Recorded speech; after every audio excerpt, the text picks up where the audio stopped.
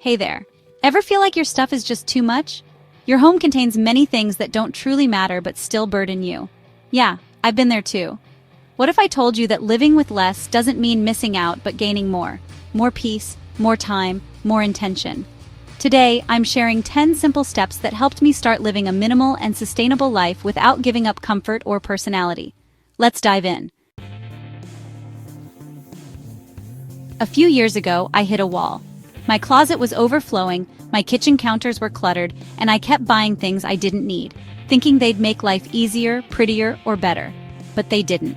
They distracted me, filling up my space, my time, and my mind. Then I moved. Just a short distance, but that move changed everything. Packing boxes forced me to face the reality of my choices. There was so much stuff, and so little of it actually meant anything to me. That's when I found minimalism. But not the cold, all-white, sterile kind. I wanted a warm, intentional version that aligned with my values, especially around sustainability. I didn't have a roadmap, so I made one. These 10 steps are what got me started. Start small. I chose the messiest drawer in my kitchen, the one filled with old batteries, pens that don't work, and mystery cords. Cleaning that one drawer felt like a breath of fresh air. It was quick, doable, and gave me instant momentum. As I went through stuff, I started asking, do I use this? Do I love this? Would I repurchase it? If the answer was no, I let it go. Simple questions, but they made it so much easier to decide. I set up a donation box near the door. Now, every time I come across something I don't need, I put it straight in the box. No drama, no guilt.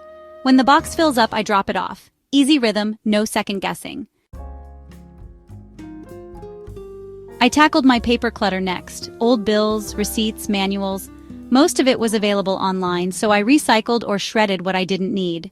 Now, my desk is clear, and my brain feels clearer too. Here's where the sustainable part started clicking in. I stopped chasing cheap deals and started choosing quality. It means I buy less and spend more up front, but my stuff lasts longer, and I love every item I bring in. One of my first swaps was ditching paper towels for cloth napkins. Then came reusable grocery bags, water bottles, and beeswax wraps. Each swap felt like a tiny win, and they add up. Let's talk about clothes. I used to keep stuff just in case or because it was on sale. Now, I wear what I love and let the rest go. A smaller wardrobe means fewer decisions, and honestly, more style. This one's big. I started saying no to freebies, sales pressure, stuff people tried to hand me that I didn't need. It felt awkward at first, but empowering over time. I took a hard look at my spending. Now I prioritize experiences, local goods, and eco-friendly brands. Every dollar is a vote for the world I want to live in. Minimalism isn't a one-time purge. It's a mindset. I check in with myself regularly. Is this adding value to my life, or is it just taking up space? The more mindful I am, the easier it is to stay on track. The beautiful thing is, it all starts small.